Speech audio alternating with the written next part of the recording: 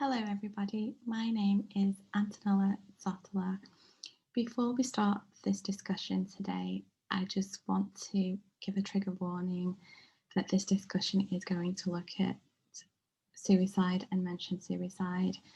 It won't mention any graphic details, but just to let you know beforehand so that you can self-care and decide whether to go on with it or not. So today's discussion is looking at the suicidal mind and also debunking and challenging those detrimental myths and stigma around suicide that really needs to end. So I'm going to start with looking at our nervous system and how the nervous system deals with either traumatic events or when it's feeling really overwhelmed.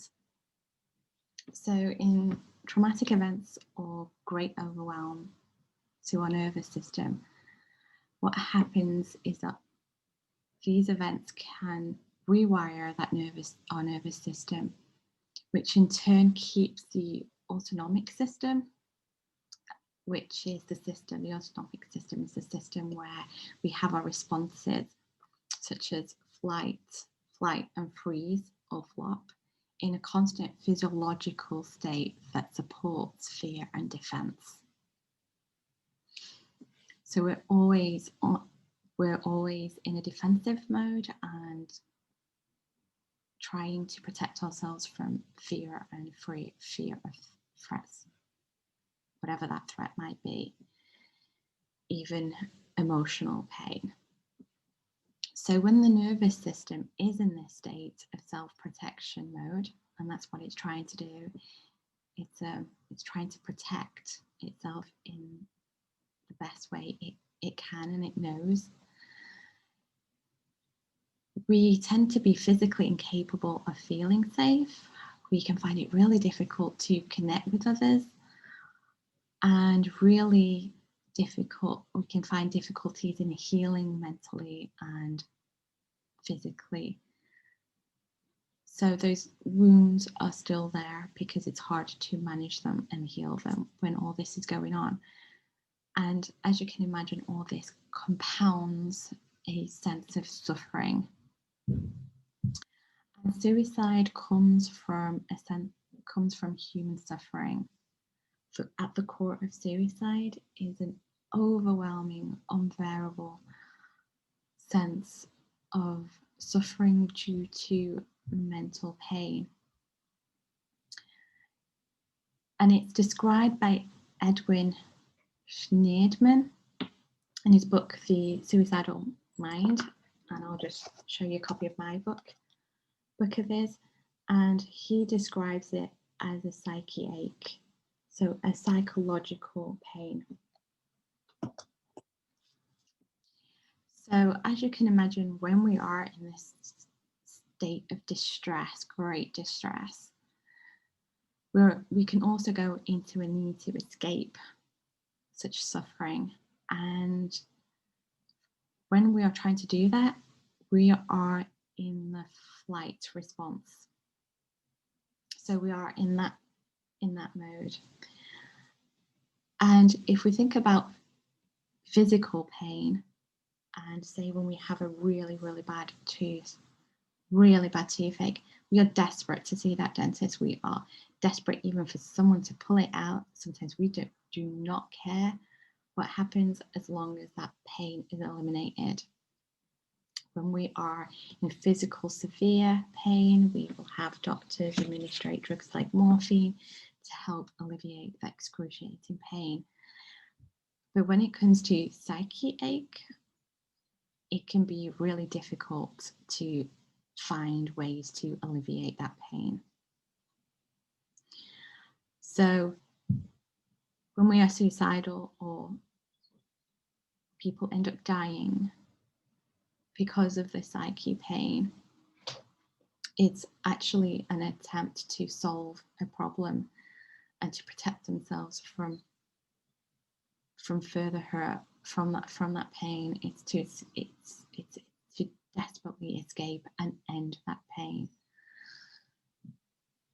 And that is somebody's goal and way of thinking. It's not to hurt anybody, it's not to even hurt themselves, and it's not necessarily to die. It's just that death seems like the only solution and the only way out at that time. A lack of resources or support all contribute to that. And I'll go a little bit further into that. But first of all, sticking with this self-protection, a way to escape and self-protect, I also want to introduce you to the idea of the IFS approach, which stands for Internal Family Systems. And it's a therapy approach and a model by Richard Schwartz. Now, this model looks at us as having different parts of ourselves. And these different parts all have a job that they do. So in IFS, we have what is known as the exile parts, which are our wounded parts or our vulnerable parts. So this could be parts of our inner child or parts of ourselves that have been traumatized and wounded. And they're called the exiles part because we try to push them away, or sometimes we try to deny them, and we try to not go there. So we kind of, that sense of exiling those parts. Then we have parts of us that are called the managers, and they interact with the external world to protect us from being hurt again or to protect us from others. Examples can be when we go into a people-pleasing state, which is also a response to trauma, because we're trying to protect ourselves from that sense of rejection and not feeling loved or accepted. Or we can become perfectionists, and these are the ways that we work, because even being a perfectionist, we're kind of trying to save ourselves from maybe a sense of punishment of making mistakes, or those feelings of feeling inferior or unworthy if we make mistakes because of past hurts. So the managers are trying not to have those exile parts of us get triggered, basically, as well, or to be hurt again. So all these parts are working from a place of trying to protect ourselves. And then we have the firefighters. Firefighters are impulsive behaviors and to distract ourselves or to escape that pain. So these can be addictions, it can be suicide when we're feeling suicidal, or in that state, it's the firefighter parts of us that have come to try to escape that pain. And if you think of it as a firefighter, they will do anything to put out that fire. And if that means destroying things in the process, things that have to get damaged, whilst putting out the fire, then so be it. And when we are in a state of survival, what happens is that our part of the brain, the prefrontal cortex part of the brain, which is the part that does the thinking, that does the rational parts, solving, the cognitive part, is deactivated from a limbic system, which is the survival part of our brain. And this is because if we are to escape something, we don't have time to think. When we're escaping something we see as a threat, we don't have time to think, because our thinking, we can't do two things at once, and primarily we're on survival, and sometimes in some situations, if we were to think, that could put us in danger and not see our survival. So it's just the way our brain is wired and structured. So when we're feeling overwhelmed, we're feeling suicidal, it can be hard to think, because that part of our brain isn't engaged. That impulsive behavior comes out because we are trying to solve a problem. We are trying to end that pain, basically. And the suicide also comes from a lack of needs that are not being met. So suicide prevention shouldn't just be about encouraging others to talk, but prevention against suicide is also fighting against societal injustices and oppressions, or damaging cultural ways of thinking. We have like a rape culture, things like that are detrimental. When we have oppression and we have poverty and we have all these social injustices and oppressions, these are going to cause trauma, because we're living in a traumatized world and a traumatized society, and that is going to compound that suffering even more. So we need more than just getting people to talk. And also, we encourage people to talk, but we have a lot of there's a lot of problems with that, because we still have a lot of stigma and a lot of shame out there that silences people that are feeling suicidal or might die from suicide. And this shame keeps people silenced. So until we stop these myths, and by myths of suicide, I mean that people are selfish, they're weak, they're cowards, they're just mentally ill. And whilst depression and mental illness does come with suicide, a lot of mental illness, as we have already seen, are defense mechanisms that are trying to protect us from the hurts that have been done to us, or the hurts that we feel. And Peter Levine quotes that diseases are a dis-ease. So when we're not at ease, we are distressed. And that's when diseases can come. And trauma and adversity can also cause diseases in our bodies, especially immune diseases. And Gabor Mate says this in his book, The Body Says No, that because things are happening in our body's emotions as well, in our nervous system, when our nervous system is dysregulated or overwhelmed, then we see other systems in our bodies clash. And that's when diseases can come, because of that stress, because of the cortisol and everything that is happening. And mental illnesses are a manifestation of ways that we are trying to protect ourselves as well. So physically, like we said, physically they are real, but it's also connecting that mental and psychological part to our body, and knowing that they're not two separate things. So until we stop all these myths, we can't really be telling people to open up, because people are listening to that. When somebody close to you might not tell you that they're feeling that way, but they might hear that you think that way, or that is your belief about people that are feeling that way.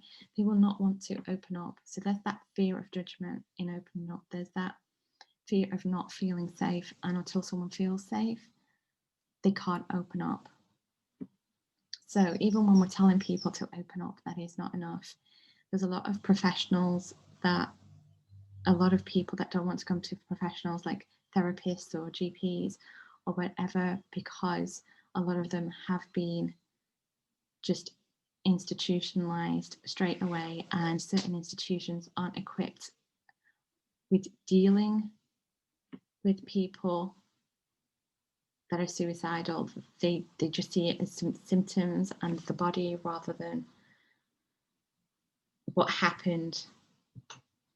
And that's problematic when we see things as just what's wrong with somebody rather than what's happening to them, and get curious about what is happening and what has caused something. So a lot of people don't want to open up because they don't want to add greater to stress to or an already distressed situation that they're feeling in. So we need a lot of those resources, and we need to know, even as professionals, that, you know, there's a difference as well from suicidal ideology and thinking and actually having a plan. And really, compassion is always at the heart of everything. And another thing is, going back to that sense of judgment and people judging people, you can't compare a person who has all their needs met and is feeling safe and is regulated, has a nervous system that is feeling regulated, with someone who is feeling dysregulated, isn't having the needs met, and is in overdrive and overwhelming state. And an analogy by John Bradshaw is that when we're thirsty, if we're being really thirsty, say we're in a desert and for days and days and days we've gone on end without having anything to drink, we are so desperate to quench our thirst that we would even drink poison if we saw it. And we're not drinking poison because we want to die. It's because of that need that we're trying to quench, that need of the thirst. And it's the only way we can do that.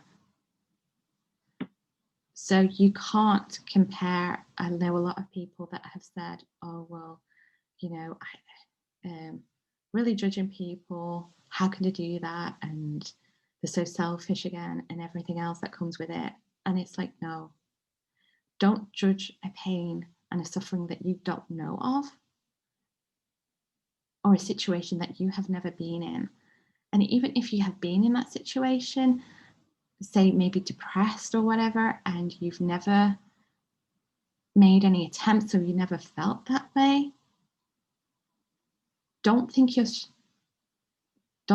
you're above others with that. I mean, it's great that you've come through that, and it's so amazing. And yes, you should be really, really proud, but everybody is different and everybody reacts differently. Everyone has different vulnerabilities and weaknesses, and it doesn't make anybody weak because they're vulnerable or have weaknesses. It makes them human. So people that are judgmental, please do me and everyone a favor and get off that high horse and have some empathy and compassion.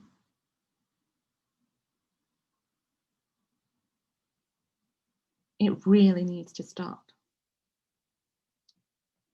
And also, we wouldn't expect someone to live with that pain if it was physical. And when it's mental, it's no different. We should stop also shaming people that feel that way with saying, oh, but think about your family. Suicidal people think about their family. People that have ended up dying, they have loved their family. I'm telling you, they love their family. That part, the empathy part of the brain, apart from, like I said, is disconnected at that time because the cognitive part of our brain isn't connected with our survival at the time when we're feeling so overwhelmed. But Also, it's the hardest choice. They feel that they are doing their loved ones a favor. They feel like they're a burden. They don't want to see the family in pain by seeing them in pain living. And so they want things to end for their families. This is the way of thinking that they're thinking, whether it's right or wrong. They're actually trying to protect those that they love. And it doesn't feel like that way for loved ones. And that is understandable, and loved ones have a lot of things to grieve and to process. But please, as a survivor myself of a loved one that I've lost and going through that process of feeling issues of abandonment and rejection, the why questions, I am telling you now, they would have done it differently if they could. And they so love you. So please don't take that blame. And please don't think that about loved ones. And we shouldn't be shaming them and telling people to live because of others. We should be encouraging them to live for themselves because they feel happy, because they can have a quality of life. It's always quality. And in order for that, again, we need a world filled with compassion. We need a world that caters for our need. We need a world that isn't toxic. We need a world that we can live in. A world that is safe and that is made safe. And it can happen to anybody. Each and every one of us is a human being who does feel pain and suffering. And so please stop the shame and please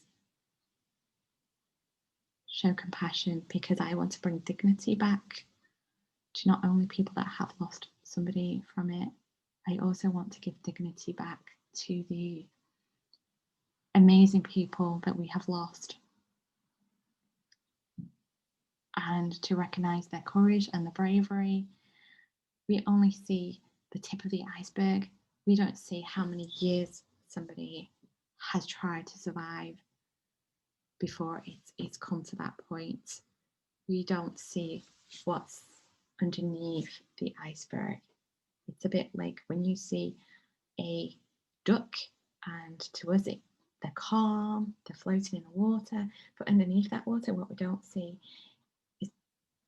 is their feet frantically paddling.